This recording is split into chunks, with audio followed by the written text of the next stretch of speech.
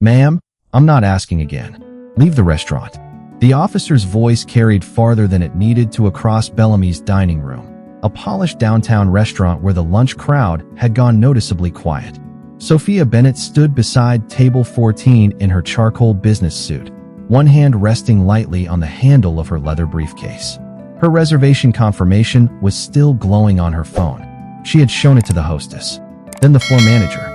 Now a uniformed officer stood less than 6 feet away telling her to leave as if the question had already been settled. Sophia did not raise her voice. She did not reach for her credentials or mention that she was an attorney. She simply looked at him and asked, "What exactly am I being removed for?" The officer shifted his weight. "Management says you're causing a disturbance." Sophia glanced around. Silverware rested against white plates. A server stood frozen beside a water pitcher. At the next table, Jennifer Adams had stopped halfway through lifting her coffee. Sophia looked back at the officer. "I asked them to honor my reservation, and they've asked you to leave, after seating 2 parties who arrived after me." The officer's jaw tightened slightly. "We're not going to debate this." That sentence landed harder than the order itself. Sophia had been standing there for less than 10 minutes.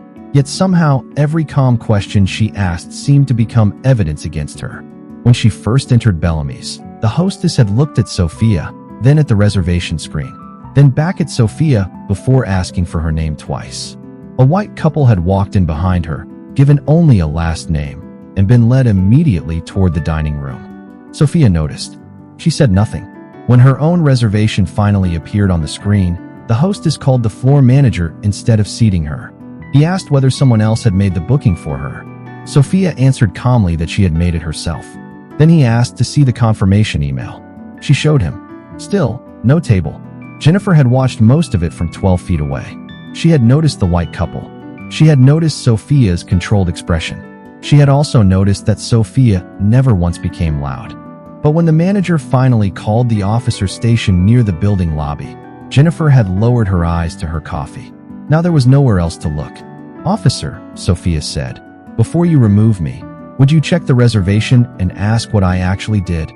"I've already spoken with management." "You haven't spoken with me." A few heads turned. The officer glanced toward them, visibly uncomfortable with the attention. "Ma'am, lower your voice." Sophia went still. Her voice had never risen.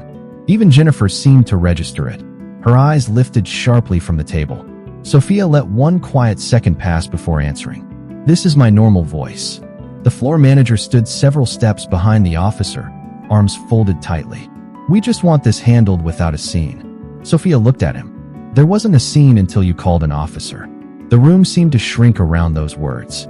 Somewhere near the kitchen, a plate touched a counter with a soft ceramic click.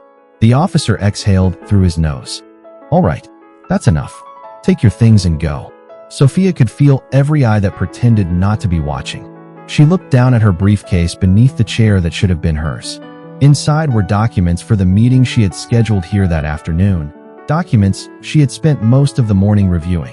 She could end this misunderstanding quickly. One business card would change the officer's tone. One phone call would probably change the manager's face. But Sophia did neither. Instead, she bent down, lifted her briefcase, and straightened slowly. Then she met the officer's eyes. "You shouldn't need to know who I am to treat me fairly." Jennifer's fingers tightened around her coffee cup. For the first time, embarrassment crossed her face, not for Sophia, but for herself. She had seen enough to know what was happening, and she had remained seated. The officer stepped aside and gestured toward the entrance. Sophia turned toward the door. Her heels made soft, measured sounds against the hardwood floor. 10 feet. 8. 6. Then the brass handle moved from the other side. The front door swung inward, and someone entering the restaurant stopped the instant they saw her. Sophia. 35 minutes earlier, Sophia Bennett had stepped through Bellamy's glass entrance with the quiet purpose of someone who had already lived half a workday before lunch.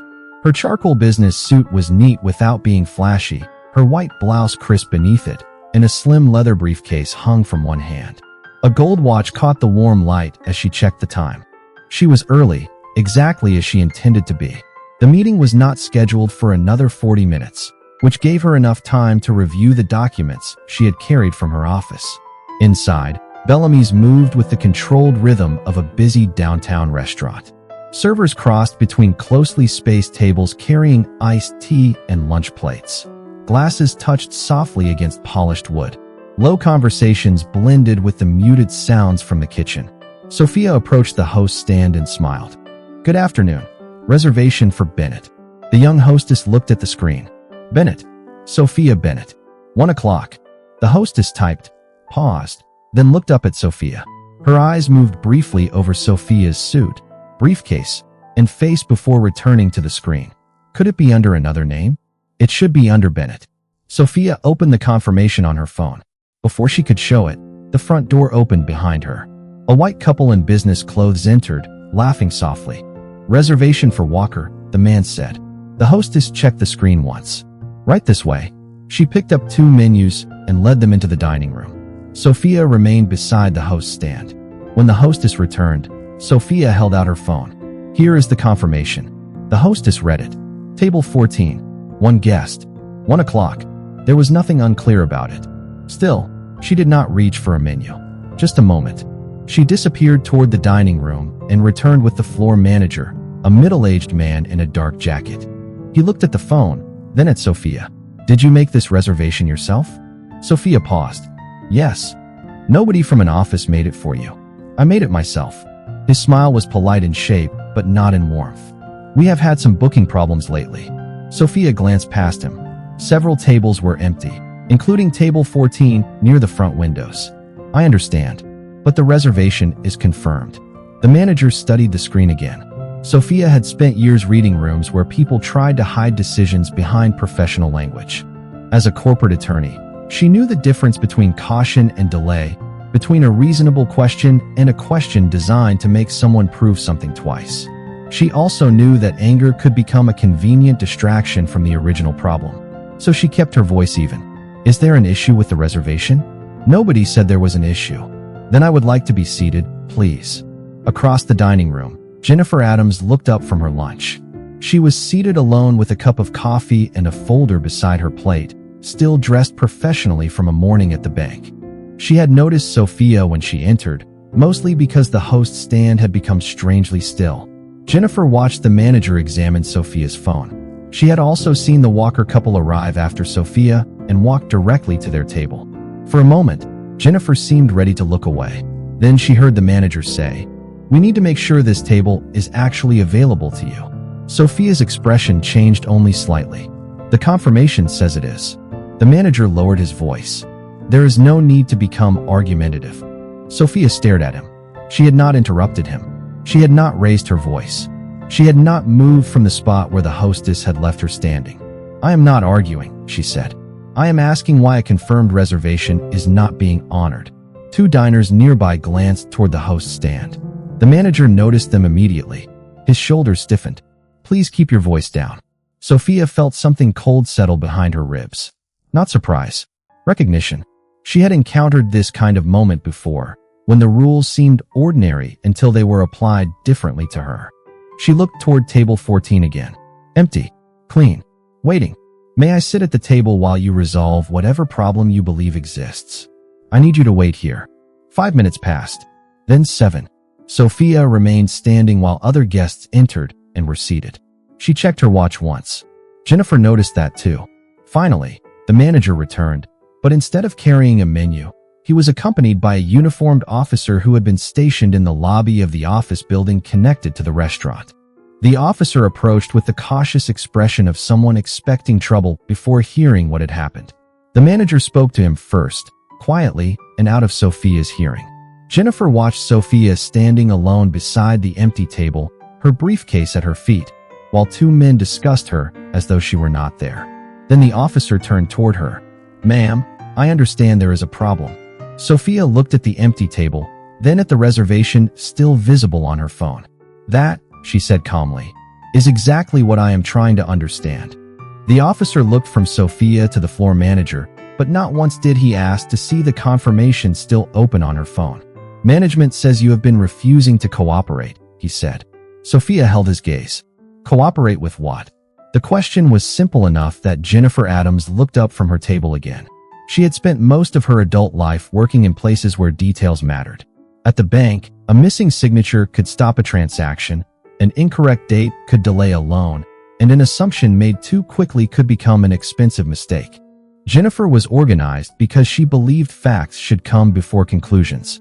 Yet for the last several minutes, she had watched that principal disappear 10 feet from her table.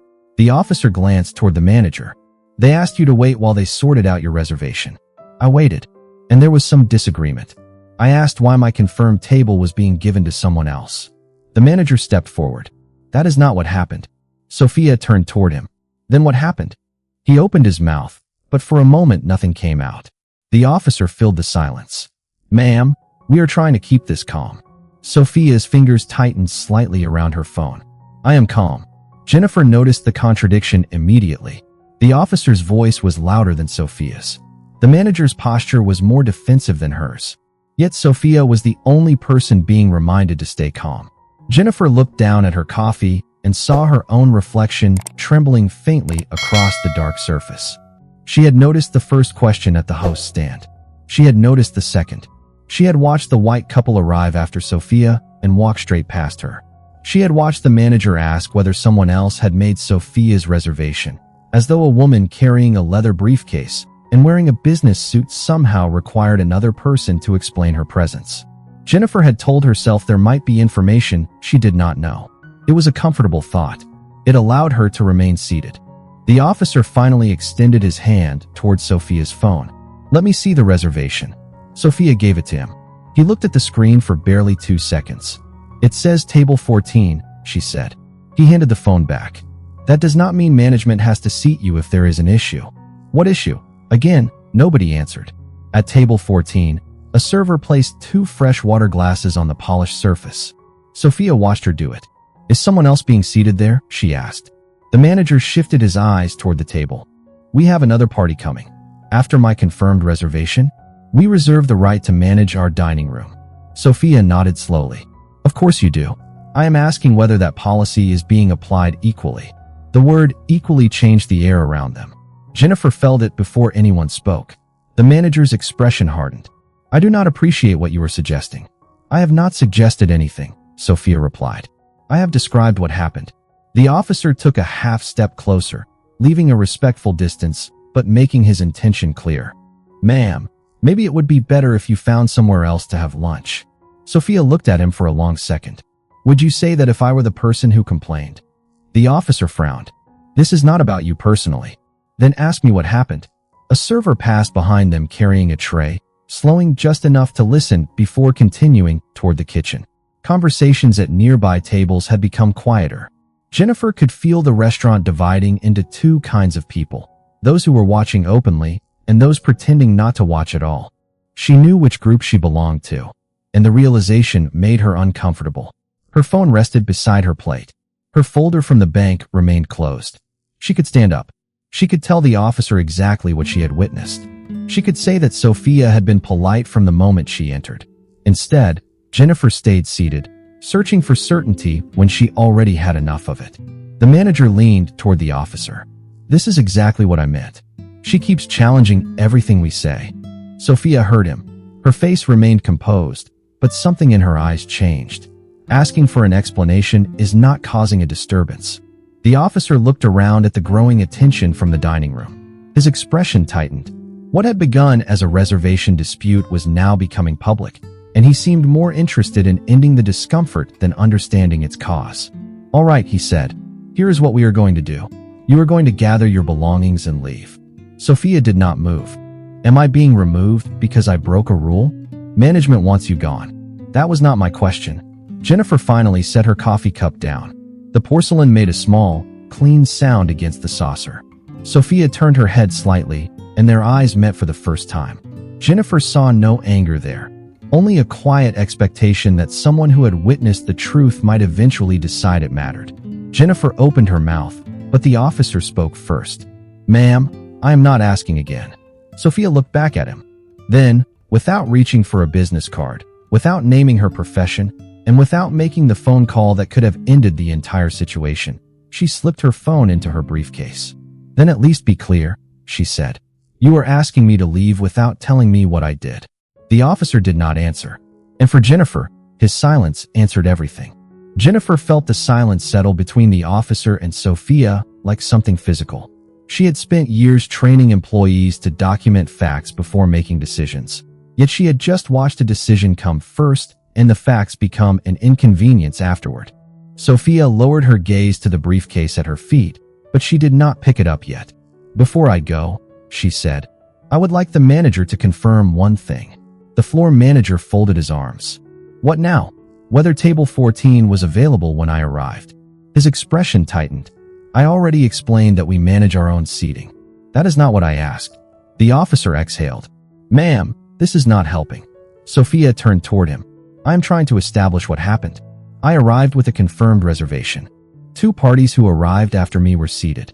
I was asked whether someone else made my reservation. I showed the confirmation. Then I was told to wait beside an empty table. When I asked why, management called you." Her voice remained measured, almost clinical. "If any part of that is incorrect, tell me which part." The officer looked toward the manager. The manager looked toward the host's stand. Neither answered. Near the entrance, the young hostess stared at the reservation screen as if it had suddenly become the most interesting object in the room. Sophia noticed. "Could you check the timestamp?" she asked her. The hostess looked immediately at the manager. "Do not involve my staff," he said. Sophia's face stayed calm. "Your staff is already involved." A low murmur moved through one of the nearby tables and disappeared almost as quickly as it began. Jennifer pushed her chair back an inch. The sound of wood against hardwood seemed impossibly loud to her. She stopped. Sophia did not see it. Her attention remained on the officer. "You said management reported that I was causing a disturbance. What did they say I actually did?" "They said you were refusing instructions." "Which instruction?" The officer hesitated. "To wait." "I waited." "Then you continued questioning the manager." "Is asking a question prohibited here?" "That is not what I said." "Then please tell me what rule I broke." Again, silence. The officer glanced across the dining room. Several guests were no longer pretending to ignore the exchange. A man near the window had placed his fork down. A woman at the bar had turned on her stool. Nobody was shouting. Nobody was threatening anyone. The only thing spreading through Bellamy's was discomfort. Sophia understood that discomfort could become dangerous in a different way. Once a room decided one person was the problem, every attempt by that person to defend herself could be used as proof. She had seen the pattern in conference rooms and negotiations, though rarely this plainly. She could tell them she was a corporate attorney. She could explain that the meeting she was waiting for involved city business. She could make one call and put someone important on speaker, but the thought bothered her. If respect arrived only after her resume did, then it was not respect. "I will leave if you are ordering me to leave," Sophia said. "But I want it understood that I am complying, not agreeing that I did something wrong." The officer nodded quickly, relieved to hear the word leave. "Fine." The manager stepped aside. Sophia reached beneath the chair and lifted her briefcase. Jennifer's chair moved again, this time several inches. She was almost standing when the hostess spoke from behind the reservation screen. "Mr. Collins?" The manager turned sharply. "Not now." The young woman swallowed. Table 14 was available. The dining room became still. The manager stared at her. She continued more quietly. "It has been available since 12:30. Sophia did not smile. She did not look triumphant. She simply waited. The officer turned toward the manager. "You told me there was a seating issue." "There was," the manager said. "It is more complicated than that." "Then explain it," Sophia said. His eyes flashed toward her. "You see? This is what I am talking about." Jennifer stood. This time she did not stop halfway. Her napkin slipped from her lap onto the chair. "No," she said. Every face near her table turned. Jennifer's heartbeat seemed loud enough to hear, but her voice remained professional and controlled. She asked a reasonable question. The manager stared at her. "Ma'am, this does not concern you." Jennifer looked at Sophia, then at the officer. "I have been sitting here since before she walked in. I saw what happened." Sophia's expression shifted, not with relief exactly, but recognition. The officer faced Jennifer. "What did you see?" Jennifer took a breath. This was the moment she could no longer hide behind uncertainty. "I saw 2 parties arrive after her and get seated. I saw her show the reservation. I heard her ask why she was still waiting." She paused, ashamed of the next truth. "And I saw all of it without saying anything." The manager shook his head. "You did not hear every conversation." "No," Jennifer said. "But I heard enough." The officer looked between them, his certainty beginning to thin. For one brief second, Sophia thought facts might finally slow the situation down. Then the manager leaned toward him and said quietly, "I still want her removed." The officer's face hardened again. "Ma'am, take your things and leave." Jennifer stared at him. "After what I just told you?" He did not answer her. Sophia lifted her briefcase, the leather handle settling into her palm. "You should not need to know who I am to treat me fairly," she said. Then she turned toward the entrance and began walking. Sophia had taken only 3 steps when the officer's voice followed her across the dining room. "Ma'am, stop for a moment." She turned slowly, her briefcase hanging at her side. The officer glanced toward Jennifer, then toward the hostess, as though the facts had become pieces he wished had remained separate. "I need this to stay orderly," he said. Sophia studied him. "It has been orderly." The officer pressed his lips together. Behind him, the manager stepped forward. "This is exactly the problem. She keeps challenging every instruction." Jennifer remained standing beside her table. "She is answering you." The manager turned toward her. "Please sit down." Jennifer did not move. "I am a customer. I think I can decide whether I stand." A few diners looked down to hide small reactions.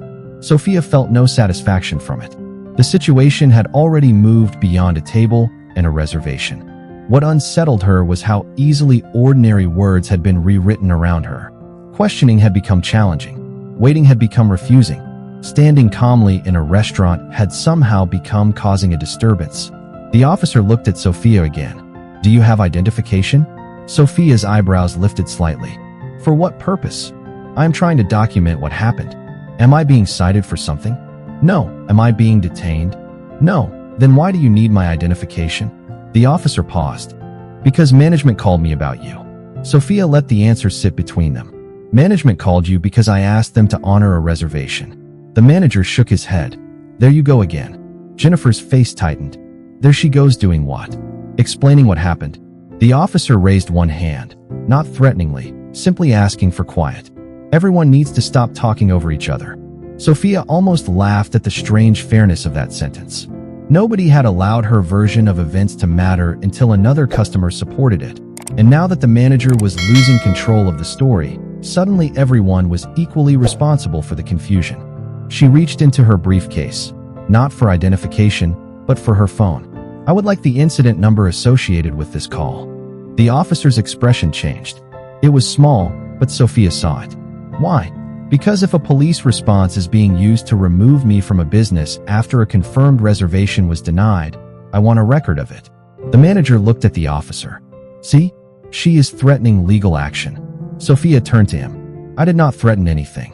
You are asking for an incident number. That is documentation." "Same thing." "No," Sophia said quietly. "It is not." The certainty in her voice made Jennifer look at her differently. Until that moment, Jennifer had assumed Sophia was simply unusually composed under pressure. Now she noticed the precision of her questions, the way Sophia separated accusation from fact and refused to let anyone replace one with the other. The officer noticed it too. "Are you an attorney?" he asked. Sophia's fingers became still around her phone. For the first time, the manager looked uncertain. Jennifer watched her closely. Sophia could have answered yes. The single word might have changed everything. Instead, she asked, "Would that change whether I deserve an explanation?" Nobody spoke. Sophia continued, "If I were a teacher, would the reservation become less valid? If I were a nurse? If I cleaned offices for a living? What would my job change about what happened here?" The officer looked away first. The manager's face had reddened slightly, but his voice remained controlled. "Your profession is irrelevant." Sophia nodded once. "Then we agree." Jennifer felt the words settle over the room. There was no victory in Sophia's expression, only exhaustion held carefully behind discipline. The hostess remained at her station with both hands resting near the reservation screen. She looked young enough to be frightened by the attention, and Sophia noticed. "None of this is her fault," Sophia said, nodding toward the hostess. "She told the truth when you asked." The young woman looked up, surprised. Even now, Sophia was protecting someone with less power than the people confronting her. Jennifer lowered her eyes for a moment. That simple act made her earlier silence feel heavier. The officer finally reached toward the radio clipped to his uniform, then stopped. "I can get you the incident information." "Thank you. But management still has the right to ask you to leave. I understand. And you are leaving voluntarily? Sophia looked toward table 14. 2 untouched water glasses reflected the warm ceiling lights. Her meeting materials were ready. Her reservation had been confirmed. Her behavior had remained calm. Yet she was still the person being sent outside. I am leaving because you ordered me to, she said. There is a difference. The officer did not argue. Sophia turned again and walked toward the entrance. Jennifer stepped away from her table. Ms. Bennett. Sophia stopped and looked back. Jennifer had caught the name from the reservation screen earlier, but saying it now felt different. I should have spoken sooner, Jennifer said. Sophia held her gaze for a moment. Yes, she replied softly. There was no cruelty in the answer, which somehow made Jennifer feel it more deeply. Sophia continued toward the door. 4 feet away. 3, 2. Her hand was almost close enough to reach the brass handle when it moved from outside. The door opened inward, bringing a brief wash of street noise into the quiet dining room. The person entering took one look at Sophia standing there with her briefcase, then stopped. Recognition crossed the newcomer's face immediately. Sophia? Sophia froze. Behind her, the officer turned. The manager's folded arms slowly dropped to his sides. Jennifer looked from Sophia to the person in the doorway and realized, from the sudden silence spreading across Bellamy's, that whatever everyone had assumed about this woman was about to become much harder to defend. Mayor Evelyn Grant stood just inside the entrance, one hand still resting on the brass door handle. She had arrived without ceremony, carrying a slim folder beneath one arm, dressed for a working lunch rather than a public appearance. For a second, her attention stayed only on Sophia. Then she noticed the officer, the floor manager, Jennifer standing beside her unfinished lunch, and the strange stillness of a restaurant full of people pretending not to listen. Sophia, the mayor said again, quieter this time. I thought we were meeting here. Sophia looked at the empty table 14 and then back at her. So did I. The mayor followed her glance. Nothing about Sophia's voice invited drama, but the answer made Evelyn's expression change. She stepped fully inside and allowed the door to close behind her. Street noise disappeared, leaving only the low hum of the ventilation system and the faint clatter of dishes from the kitchen. What happened? She asked. The manager moved first. Mayor Grant, there has been a misunderstanding. The word mayor traveled through the dining room almost without sound. The officer straightened. Jennifer looked at Sophia, then at the briefcase in her hand. Sophia did not seem surprised by the mayor's arrival. That told Jennifer more than the title itself. Evelyn looked at the manager. I asked Sophia. The manager stopped speaking. Sophia took a slow breath. My reservation was confirmed. I was not seated. I asked why. Management called the officer, and I was ordered to leave. Mayor Grant looked toward table 14. That table? Yes. 2 untouched glasses of water remained there. The mayor turned to the officer. Was there a safety issue? No, Mayor. Was anyone threatened? No. Was there a complaint from another customer? The officer hesitated. Management requested assistance. For what behavior? Another pause. Sophia watched the officer struggle with the same question she had asked several times. She felt no pleasure in it. That mattered to her. A few minutes earlier, her own calm questions had been treated as resistance. Now the same questions, spoken by someone with political authority, were receiving careful attention. The difference was so obvious that it hurt more than the original insult. Mayor, Sophia said gently, I do not want your position to become the reason anyone listens now. Evelyn turned toward her. Sophia continued. They had everything they needed before you walked through that door. Jennifer lowered her eyes. The hostess looked toward Sophia from behind the reservation screen. The officer's posture softened slightly. Mayor Grant seemed to understand immediately. She did not demand names. She did not raise her voice. Then let us start with what they had, she said. Jennifer stepped forward before fear could stop her again. They had a witness. Everyone looked at her. She clasped her hands in front of herself, the professional habit returning when her nerves threatened to show. My name is Jennifer Adams. I was sitting over there before Ms. Bennett arrived. I watched 2 parties who came in after her get seated. I watched her show the reservation confirmation. I heard her ask reasonable questions. She never raised her voice. The manager's face tightened. Ms. Adams, you did not hear every conversation. Jennifer looked at him. No, but I heard you call her argumentative when she was speaking more quietly than you were. The sentence landed without force, which made it harder to dismiss. Mayor Grant turned to the hostess. "Is the reservation valid?" The young woman nodded. "Yes, ma'am. Table 14. 1 o'clock. It has been open since 12:30. The manager rubbed one hand across his jaw. There were operational concerns. Sophia looked at him. "What concerns?" He did not answer. The mayor did not rescue him from the silence. Neither did Sophia. For several seconds, Bellamy seemed suspended around an empty table and 2 glasses of water. Jennifer finally understood why Sophia had refused to announce that she was an attorney. She had been waiting for the people in front of her to decide whether fairness required credentials. They had decided it did. Mayor Grant looked back at Sophia. "We can move the meeting somewhere else." Sophia considered it. Leaving would be easier. She could walk 2 blocks to another restaurant, open her briefcase, discuss the documents, and allow Bellamy's to become an unpleasant story she rarely repeated. But she looked at the hostess, who had finally told the truth despite her manager's pressure. Then at Jennifer, who had stood too late but had stood anyway. Then at the officer, whose certainty had begun to give way to something more uncomfortable. Sophia set her briefcase gently beside table 14. "No," she said. "I made a reservation here. I would like to keep it." Mayor Grant nodded. "Then we will." The manager immediately reached for menus. Sophia stopped him with a small gesture. "Before we sit down, I want the incident documented exactly as it happened." The officer nodded. "I can do that." "Including the valid reservation?" "Yes." "Including Ms. Adams as a witness?" Jennifer answered before he could. "Yes." Sophia looked at the manager last. "And I want the restaurant to preserve whatever records it normally keeps for complaints and seating." The manager swallowed. "Of course."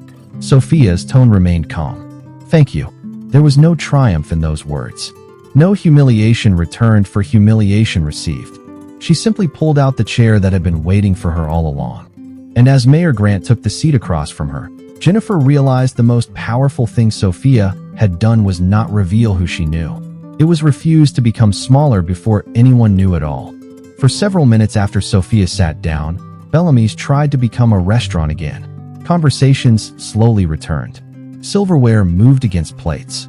A server approached table 14 with menus, then hesitated when she realized neither Sophia nor Mayor Grant was looking at them. Sophia had opened her leather briefcase and placed a thin stack of documents on the table, but the meeting had not begun. The officer remained near the host's stand, entering notes into his report. Jennifer had returned to her chair, although her lunch sat untouched. The floor manager stood near the service station with the stiff posture of a man beginning to understand that the problem would not disappear simply because everyone had lowered their voices. Mayor Grant looked across the table at Sophia. "Do you still want to have this meeting?" Sophia glanced down at the documents. "Yes." "You do not have to." "I know." Sophia straightened the top page. "That is why I want to." Evelyn studied her for a moment, then nodded. Before either woman could continue, the officer approached. His earlier certainty was gone. "Ms. Bennett, I have the incident information for you." He placed a small card beside her folder. "Thank you." He remained standing. Sophia looked up. Was there something else? The officer glanced toward the manager, then back at her. "I reviewed what the hostess told me. I also spoke with Ms. Adams." Jennifer looked over from her table. "The original call described you as disruptive and refusing to leave the host area." Sophia waited. "That description does not match what the witnesses told me," he continued. The manager stepped closer. "Officer, I explained that she was creating tension with staff." The officer turned toward him. "You told me she was refusing instructions and escalating. She kept questioning us." "That is not the same thing." The manager fell silent. Sophia watched the exchange without satisfaction. The truth was finally receiving attention, but only after the mayor's arrival had forced everyone to slow down. "Did you ask him what I had done before you ordered me out?" Sophia asked. The officer looked at her. "Not clearly enough." "Did you verify the reservation before deciding I was the problem?" "No," the answer came quietly. Sophia nodded. "Thank you for answering." He seemed almost surprised that she did not attack him with the admission. "I owe you an apology," he said. "I made a decision before I had enough information." Sophia rested her hands on the table. "I appreciate you saying that." The officer exhaled, but Sophia was not finished. "What concerns me is not that you did not know I was an attorney." The manager looked sharply at her. Jennifer did too. Sophia continued. What concerns me is that it should not have mattered. Mayor Grant said nothing. She understood that this moment belonged to Sophia. The officer's expression tightened with recognition. You are an attorney? Yes. I am here because Mayor Grant asked me to review legal issues connected to a city development agreement. The manager's face lost color. His eyes moved from Sophia to the mayor, then to the documents spread across table 14. The revelation traveled quietly through the people close enough to hear it. Sophia had possessed influence from the beginning. She had simply refused to use it as the price of being treated normally. I did not tell you earlier, she said, because I wanted an answer to a simpler question. Would you listen if I could not impress you? The officer lowered his gaze for a second. I should have. Yes, Sophia said. Her voice remained gentle. You should have. Jennifer rose from her table and approached slowly. Ms. Bennett, may I say something? Sophia nodded. Jennifer looked uncomfortable, but she did not retreat. I manage a bank branch. Every day, I tell my employees not to make assumptions about customers based on appearance. I tell them to verify facts and follow the same process for everyone. She glanced toward the host's stand. And today I watched the opposite happen right in front of me. Sophia listened. I kept telling myself I did not know enough, Jennifer continued. But that was not really why I stayed quiet. I stayed quiet because speaking would have made my lunch uncomfortable. The honesty of it changed Sophia's expression. Jennifer swallowed. I am sorry. Sophia did not rush to make the apology easier for her. You did speak eventually. Later than I should have. Yes. Jennifer nodded, accepting it. I know. Mayor Grant finally leaned forward. What happens next should not depend on me being here. She looked toward the manager. This is a business matter, a police procedure matter, and a community trust matter. Each one should be reviewed through the proper process. Sophia turned toward the officer. That is all I am asking. I will make sure the report reflects the witness statements and the reservation record, he said. Sophia nodded. Then she looked at the manager. He seemed to expect anger. Instead, Sophia asked, do you have a written policy for handling disputed reservations? Yes. Then review whether it was followed today. He hesitated. We will. And review whether every customer is being asked the same questions. The manager's eyes dropped toward the floor. We will. Sophia closed the incident card inside her folder. Good. The server returned, still holding the menu she had carried away earlier. This time, Sophia smiled at her. Could I have iced tea, please? The server nodded, visibly relieved. Of course. Mayor Grant requested coffee. As the server walked away, the officer returned to his report. Jennifer went back to her table, and the manager disappeared toward his office. The room began breathing normally again. Mayor Grant looked at Sophia across the polished table. Ready? Sophia opened the first document. I have been ready since 1 o'clock. Evelyn smiled faintly, but Sophia's attention had already returned to the work in front of her. Across the room, Jennifer watched her for another second before looking down at her cold lunch. The mayor's arrival had revealed Sophia's status, but Jennifer understood now that it had revealed something else too. Sophia had never needed power to prove she deserved respect. Everyone around her had needed the power to appear before they remembered it. By the time Sophia and Mayor Grant reached the final page of the development agreement, the lunch rush had begun to thin. Tables near the windows stood empty now, their glasses cleared and chairs pushed neatly beneath them. Sophia's iced tea had warmed beside her briefcase, almost untouched. She closed the folder and checked her gold watch. Nearly an hour had passed since she had first walked through the door. The restaurant felt different, but Sophia knew rooms did not change simply because they became quiet. People did. Sometimes. Mayor Grant gathered her papers.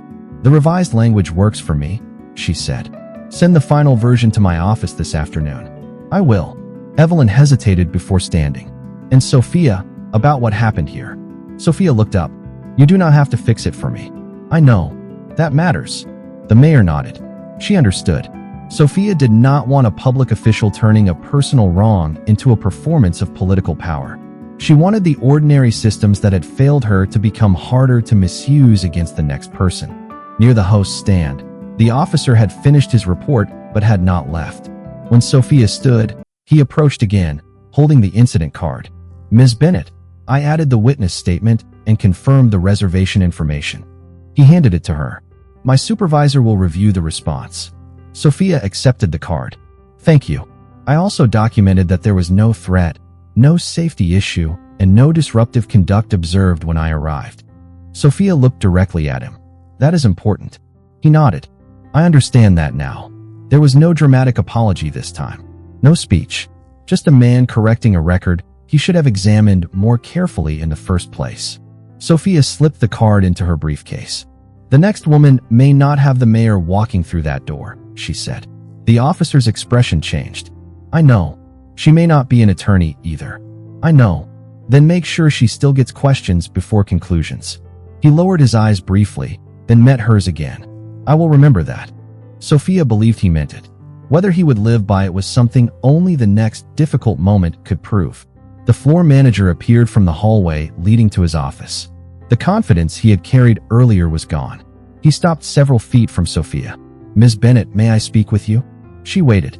I reviewed the reservation log with the hostess. His hands remained clasped in front of him. You were correct. Your table was available when you arrived. Sophia said nothing. There was no operational reason to delay seating you. He swallowed. I handled the situation poorly. Mayor Grant remained beside the table, but did not interfere. Poorly how? Sophia asked. The manager looked uncomfortable. I made assumptions. About what? He glanced toward Jennifer, who was still seated nearby, then back to Sophia. About whether you belonged with the reservation. About why you were asking questions. I treated your questions as a problem instead of answering them. Sophia let the silence remain long enough that he had to hear his own words. That is more accurate, she said. I am sorry. I accept that you are apologizing. The careful wording surprised him. Sophia continued. But an apology to me does not fix a process that allows the same thing to happen tomorrow. He nodded slowly. I understand. Then review the process. Do not ask your hostess to carry responsibility for a decision she did not make. Train your managers to verify reservations consistently. And when a customer asks why she is being treated differently, do not call the question itself disruptive. The manager's face tightened with embarrassment, but he nodded. We will do that. Good. Sophia picked up her briefcase. She had no interest in seeing him humiliated. Accountability did not require humiliation.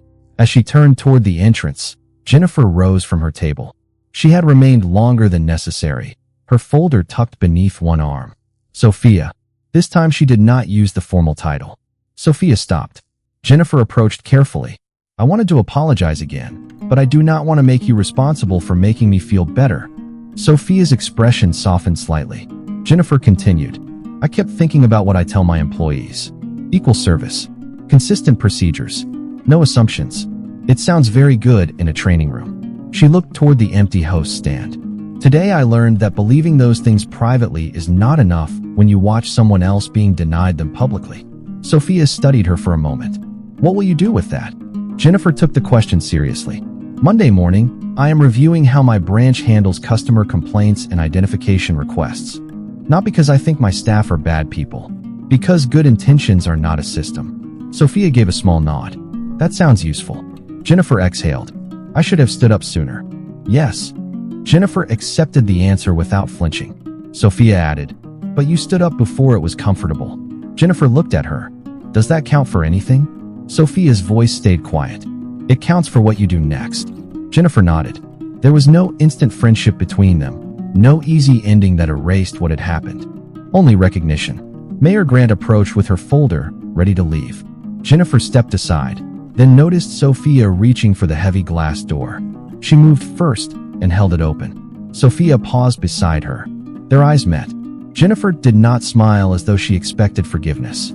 Sophia did not offer reassurance she had not been asked to give. She simply nodded once and walked through.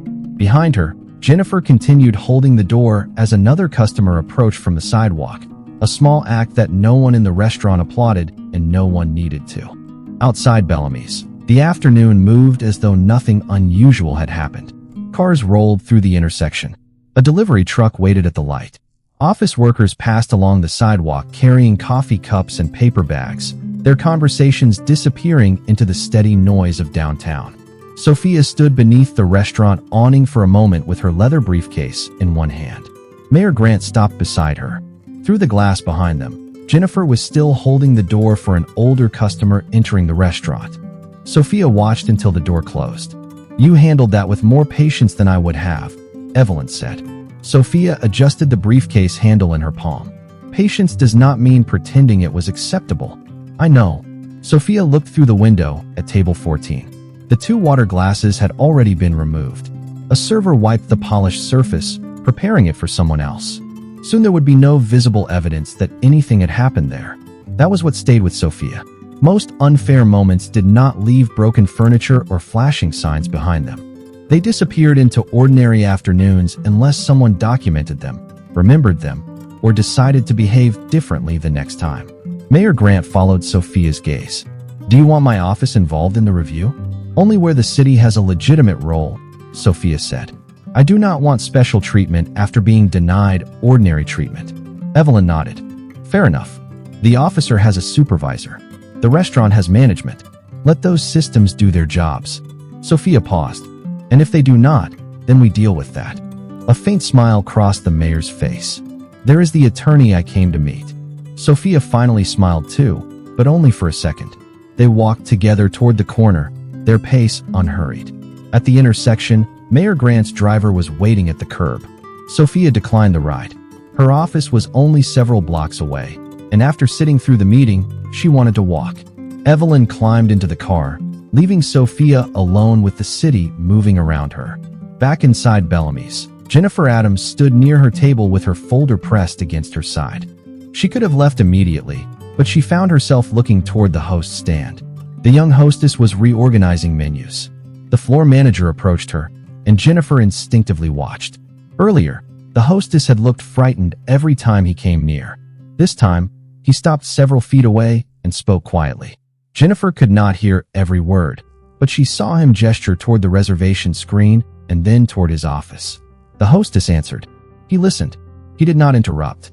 It was a small change, almost too small to notice. Jennifer noticed anyway. The officer finished one last conversation near the entrance and stepped outside. He paused on the sidewalk and looked down the block.